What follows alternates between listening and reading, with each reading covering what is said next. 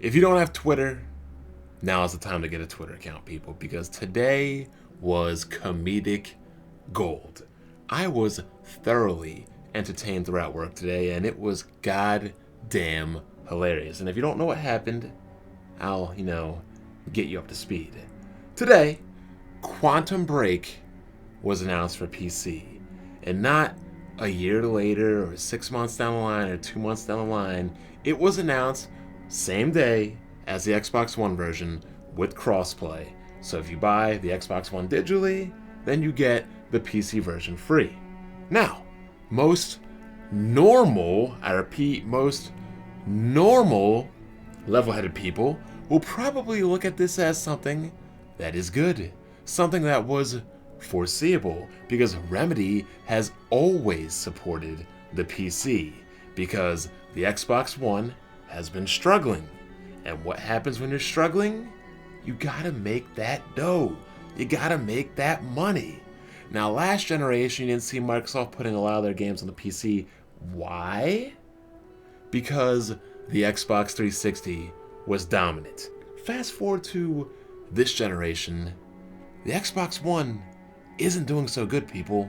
It is getting murdered by the PlayStation 4. It is doing so bad, and I don't mean it's doing bad in a literal sense, but it is underperforming and so far behind the competition. The game sales are so far down that Microsoft really has to do this. I mean, look at Tomb Raider. Microsoft went out and locked up Tomb Raider for a 1-year exclusive deal, and yet here we go, a month and a half, 2 months later, the game is on PC. Now, a lot of people may be hurt, a lot of people may be upset, but you are the corporate slave minority. I'm sorry, you are. Phil Spencer and Microsoft are out there to make that money. It's all about the money. It's all about the money. The money. The money. It's all about the money. And quite frankly, you corporate slaves and the rest of the Microsoft Xbox One user base aren't providing enough money. So, Microsoft being that, it has this whole thing called Windows 10 and, Microsoft tablets and Surface Pro and the whole initiative to build this ecosystem and how the Xbox One is getting its ass kicked so bad they won't even report sales. Why the hell wouldn't you put your games on the PC? The PC has so many gamers. The PC sells so much software. Why would you not put your games on the PC? And at times I wonder why Sony hasn't either, because Sony is also hurting for money, unlike Microsoft. So,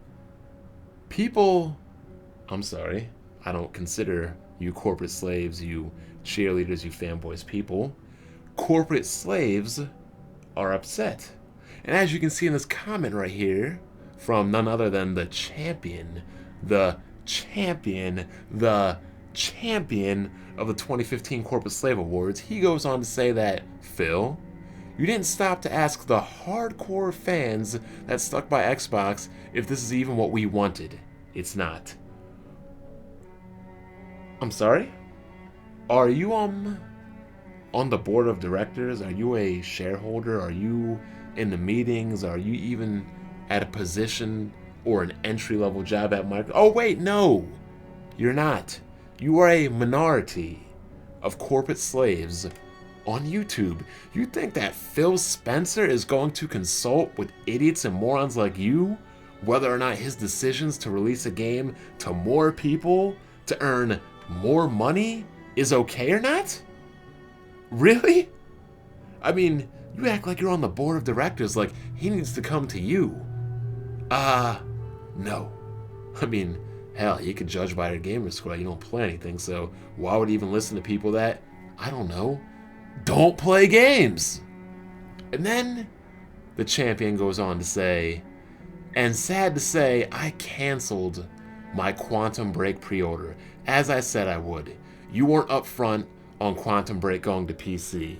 This, people, is a grown-ass man, gray in his beard, bald on his head, a grown-ass man who is upset that other people get to play this game, so he won't buy it anymore? How does that make any goddamn sense? How? Somebody explain it to me, because you can't. Example, Cities Skylines, or I'm sorry, Cities Godlines, is a game I think is absolutely fantastic. But am I not going to play it? Am I going to be upset that it's coming to the PlayStation 4 and the Xbox One? No. Diablo 3, a stalwart when it comes to PC gaming. Am I going to be upset? Or hell, was I even upset when it came to the PlayStation 3, the PlayStation 4, the Xbox 360, the Xbox One? And the answer is no. No, no, no, and no. And do you want to know why? Because the game is still coming to a platform I own where I can experience the game. Now, I understand where anybody would be upset if the game wasn't appearing on the Xbox One and was coming exclusive to the PC, then yes, you can be upset. But when you can still play the game, why are you upset? I don't get it. You can still play the game. Nothing happened. Nothing changed. All that happened was Microsoft made it available to more people to play, and in turn are able to earn more money on their investment. Now, if you have a problem with that, then maybe, you should buy 2 Xboxes, 3 Xboxes, 4 Xboxes. You should buy, 2 copies, 3 copies, 4 copies of Rise of the Tomb Raider. Because again, you people act like sales don't matter. But look at last generation, where Microsoft didn't put many games on the PC. In this generation, practically all of their games are on the PC. Sales matter, people. It's all about that dollar. It's all about the money. You think Phil Spencer cares about you? That Phil Spencer is your friend? And that Phil Spencer, quite honestly, gives a damn what you think? No. His job isn't really to give a damn about what you think. His job is to make that money. And if he's not going to make that money, guess what?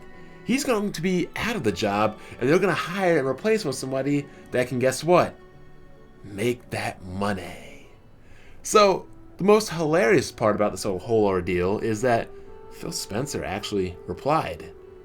And he said, and I quote, "You canceled a pre-order for a game you want to play because someone else gets to play the game on Windows?" And Phil, props to you, man. Round of applause. Give this man a round of applause, because this man is doing exactly what he said he's going to do. Crap Gamer's talking about you weren't up front, and yet, wasn't this the whole plan all along? The ecosystem, the cross-buy, the Windows 10 integration. How many years has he been talking about this since he's come on board? It's always been there. The rumors have always been there about games like Halo, Sunset Overdrive, Scalebound. You people knew this was all going to happen.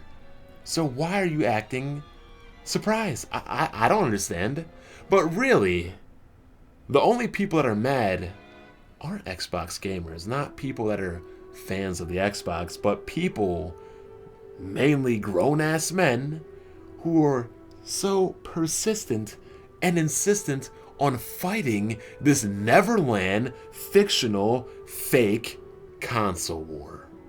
Phil does not give a damn about your console war. Phil does not give a damn if Sony fanboys make fun of you. Phil does not give a damn if you don't have any ammunition to shoot for your fake ass console war. Go back to last week. That tweet with the PlayStation 4 gamer guy and the Xbox One gamer girl. The whole Romeo and Juliet, love knows no bounds when it comes to gaming. Fast forward, or I'm sorry, rewind to earlier last year, he was saying that he doesn't like fanboyism. He doesn't like the console war. And you people are like, oh, Phil, he loves it because we're so good and, we spread awareness, and he's just saying that to be No, he meant it. He doesn't like fanboys. He doesn't like the console wars. And on 2 separate occasions, he addressed both of those. And what did you clowns do? You were in denial about it. But now, you see what's happening. And don't cry and whine and say that Phil Spencer has divided the Xbox fanbase, because he hasn't. He has not divided the Xbox fanbase whatsoever.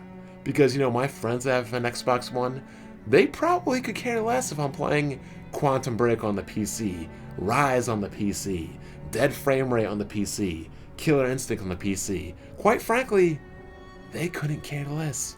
The only people that care are you corporate slaves. So, did Phil Spencer split the Xbox fan base down the middle? No, absolutely not. Did he fracture, destroy, and decimate and humiliate the corporate slaves of the Xbox brand? Absolutely. And for that, Phil Spencer, you get another round of applause.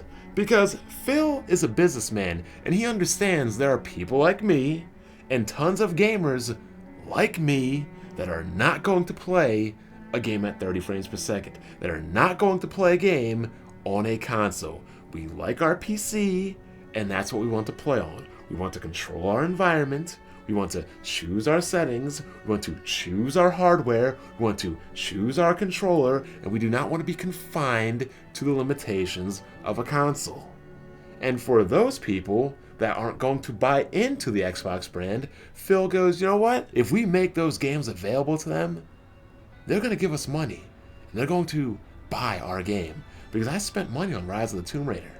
Hell, I got it for $9, but I spent my money on it. That's money going to Microsoft. That's money going to Crystal Dynamics. And rest assured, I will buy Quantum Break. So I will be giving my money to Phil. My money to Phil's company. Phil's going to be happy. Phil's company's going to be happy. His everything's going to be happy. His bottom line's going to be happy. His shareholders are going to be happy. His stockholders are going to be happy. His boss is going to be happy. Everybody's going to be happy. From management to Phil, to the Windows creation team, to the Xbox team, to Remedy, to the people that worked on the games, the consoles, the hardware, the software. Everybody is going to be happy. But you know who's not going to be happy? That small little vocal minority of corporate slaves. The worst people on the planet when it comes to gaming. The cancer of gaming that, quite honestly and quite frankly, everybody wishes just would not exist, because nobody cares about you. Nobody gives a damn about what you think. Example, you don't want games on the PC. Well, you know what? Nobody gives a damn. PC gamers didn't want to pay for games for Windows Live. And guess what? Oh wait, Microsoft made it free, which makes up another interesting point. You have Microsoft Xbox fanboys or corporate slaves crying and complaining, well, why should we even buy an Xbox? Why do we have to pay for online? PC gets all these games for cheaper, better graphics, better performance, free online, and why do we have to foot the bill to them? Oh my god. Oh my god. All the times you hated on PC, trying to talk about why do people game on a PC, and yet it only took Quantum Break in one game to make you understand it, to get through that thick freaking skull of yours. Yes, all those are valid reasons, and those are valid reasons as to why somebody like myself would never buy an Xbox One. Congratulations. But in the end, what can you do, and what can you say? It is what it is, and you corporate slaves, well, guess what? You'll just have to deal with it, because the Xbox brand isn't doing as good as you believe it to be. You can yell about it, you can cry about it, you can fight this fictional console war, which is over, may I add. I mean, the PlayStation 4 has already won and decimated the Xbox One, and if you don't like that, then guess what? Cry. Scream and cry. Man, the refugee camps today. They're driving trucks of bread. Loaves are being thrown everywhere. L's and loaves, and hold that loaf, hold that L. The crying, the whining, the tears, the anguish. Oh my god. if you put an Xbox fanboy in a desert, they'd be able to create an ocean. I have never seen so many tears online, so much delicious anger, hatred, sorrow, and despair. Oh man, it's a beautiful thing. There's nothing like beautifully orchestrated chaos.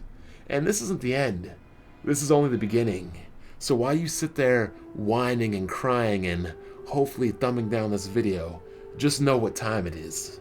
It's time to conduct evil.